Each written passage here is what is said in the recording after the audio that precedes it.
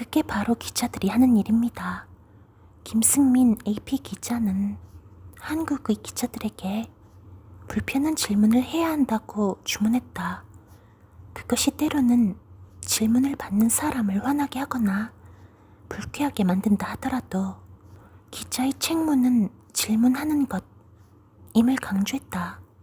지난 10월 26일 낮 미국 워싱턴 DC에 자리한 미국 상원 출입 기자실에서 김승민 기자를 만나 함께 대화를 나눌 수 있었다.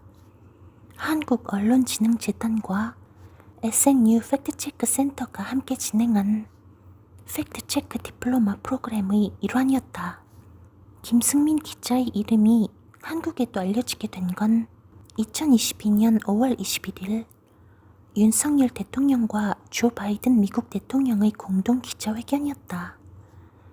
당시 워싱턴 포스트에서 백악관 출입 기자였던 그는 바이든 대통령을 따라 함께 방한했고 기자회견장에서 윤석열 정부의 남성 편중 문제를 꼬집었다.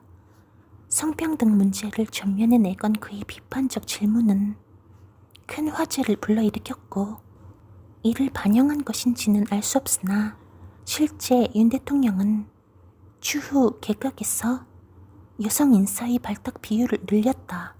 한국계 미국인인 김 기자는 미국에서 나고 자랐다. 그는 한국에서 온 기자들과 짧은 간담회를 통해 2022년 5월 한국 방문 당시 자신이 느낀 미국 기자와 한국 기자의 차이에 대해 솔직하게 털어놨다. 본인의 취재 경험담과 함께 어려운 환경 속에서 정치인을 취재하는 한국 기자들을 독려하기도 했다.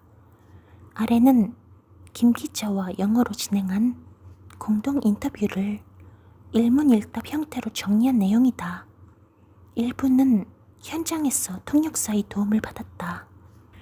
본인 소개를 우선 부탁드립니다. 한국말 잘 못하니까 영어로 할게요.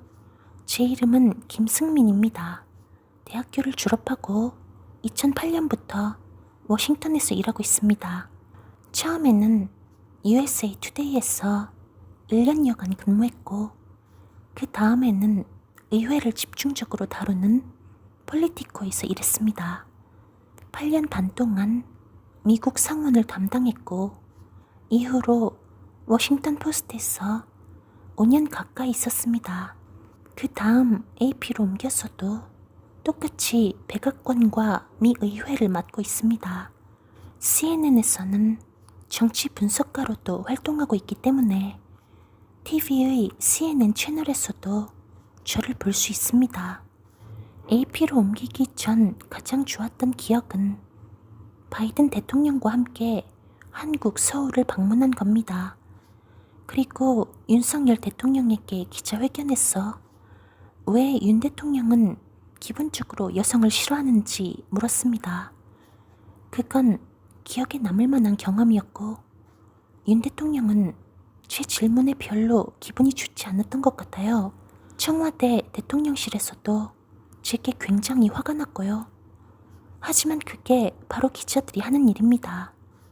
저희 오빠는 그 기자회견을 두고 사람들이 온라인에서 뭐라고 하는지 찾아줬어요.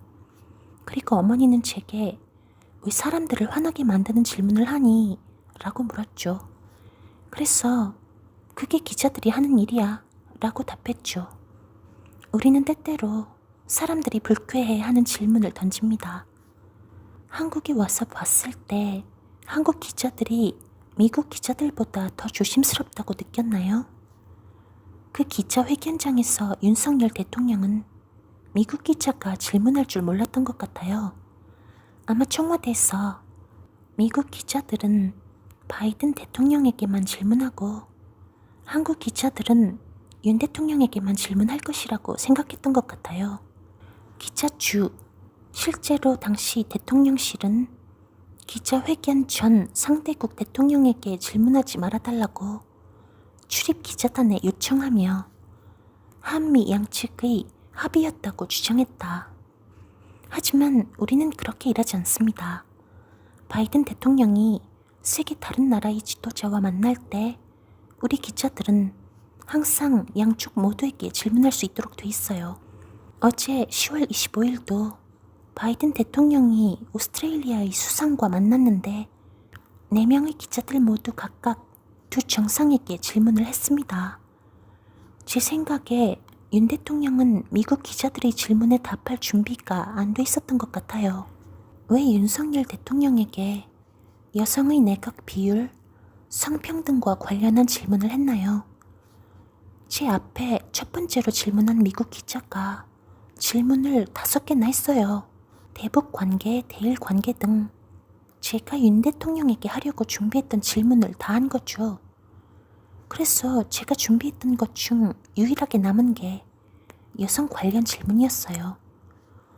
윤 대통령의 당시 내각에서 여성은 보이지 않았고 대선 기간 때도 반여성주의 플랫폼을 상대로 캠페인을 했어요.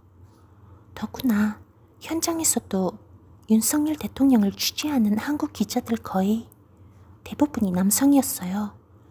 굉장히 남성의 편중도 있다고 느꼈고 그들은 아마 여성에게 중요한 이슈에 대해서는 질문하지 않을 것이라 봤습니다. 윤 대통령도 굉장히 남성 중심적인 언론관을 가진 것처럼 보였고 아마 여성에게 중요한 부분들에 대해서는 질문 받지 않아 왔을 거라고 생각했죠. 그래서 여성에 대해 물어보는 게 중요하다고 봤어요. 제게는 그걸 물어보는 게 굉장히 중요했습니다. 미국 기자들이 정부 권력자들을 대할 때 한국 기자들보다 더 적극적이고 공격적이라고 생각하시나요? 한국에서는 기자가 자리를 떠나는 대통령에게 질문을 한다든가 그가 구두를 신고 있지 않았던가 하는 게 문제가 되기도 합니다. 기자주 김승민 기자는 자신의 샌들을 가리키며 웃었다. 네, 한국인들은 대체로 더 예의 바른 문화를 갖고 있어요. 기자들에게는 아무것도 아닌 건데 말이죠. 예를 들어 누구든지 자신보다 나이가 많은 사람의 이름을 그냥 불러서는 안 되고 제가 동료보다 나이가 많다면 동료는 절대 제 성만 불러서는 안 되고 누나라고 불러야겠죠. 그런 문화가 일반적인 보도에서의 저널리즘에까지 흘러들어간 게 아닌가 싶어요. 미국 출입 기자들이 한국의 출입 기자들보다 더 많은 자율성을 갖고 있는 것 같습니다. 예컨대 상원 의원이 기자회견장에 들어오려면 기자들이 초대를 받아야만 할 수 있다든지 같은 부분들이요. 상원 의원이 기자회견을 하고 싶다면 출입 기자들로부터 초대를 받아야만 합니다. 왜냐하면 기자회견장은 기자들에게 질문 받기 위한 공간이기 때문이죠. 이 출입증이 일종의 승인을 받았다는 뜻입니다.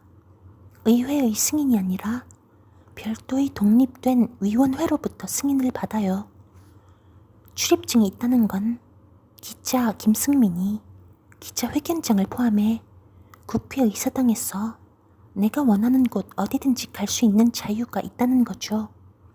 우리는 그 자유를 누리고 있는 것이고요. 백악관은 조금 더 많은 보안 절차들이 있지만 의회와 비슷해요. 한국 언론은 더 어려운 상황일 겁니다. 왜냐하면 한국은 정부가 언론이 하는 일에 대해 훨씬 더 많은 통제권을 분명히 가지고 있잖아요.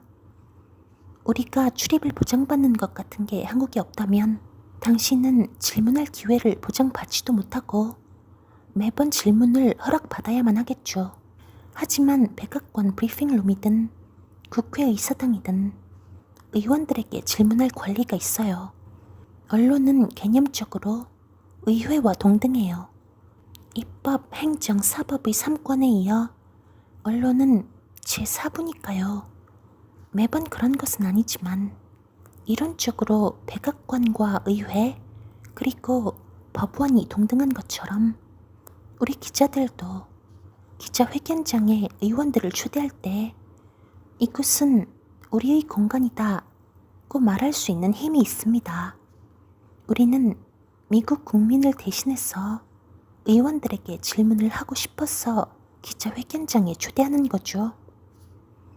미국에서도 정부나 정당, 정치인들에게 비판적인 질문을 하면 혹시 공격받거나 압력을 받는 일이 있나요? 극단적인 방법이지만 때때로 대통령이나 그의 보좌진들이 반발할 때도 있죠.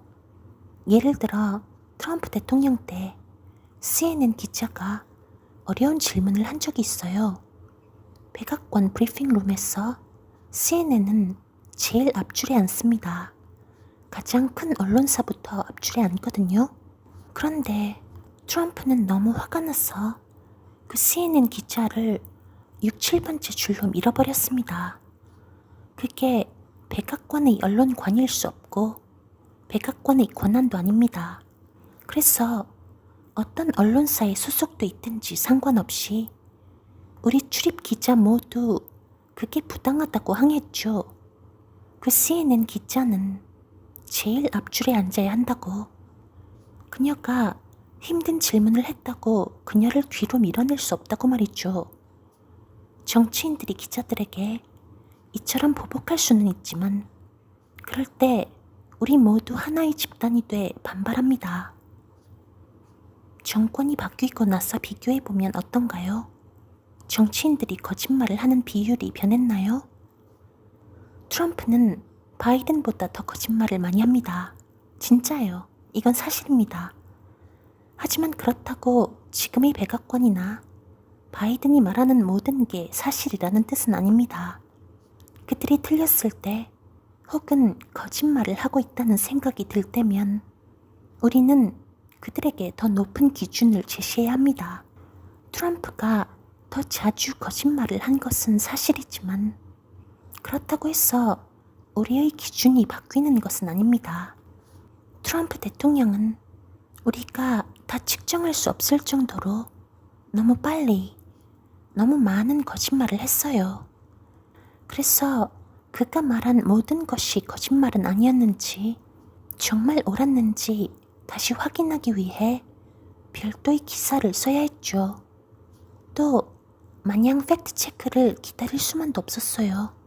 그래서 트럼프 대통령이 ABC를 말했다 라는 걸 보도하는 게 아니라 미국 대통령이 하는 말이니까 괜찮을 거야 라고 생각할 게 아니라 그가 부정확하게 이야기한 것들을 바로잡아야 한다는 마음가짐을 가져야만 했습니다. 매일매일 정말 빠르게 기사를 써야 하는 상황에서도 팩트 체크를 해야 한다는 자세로요.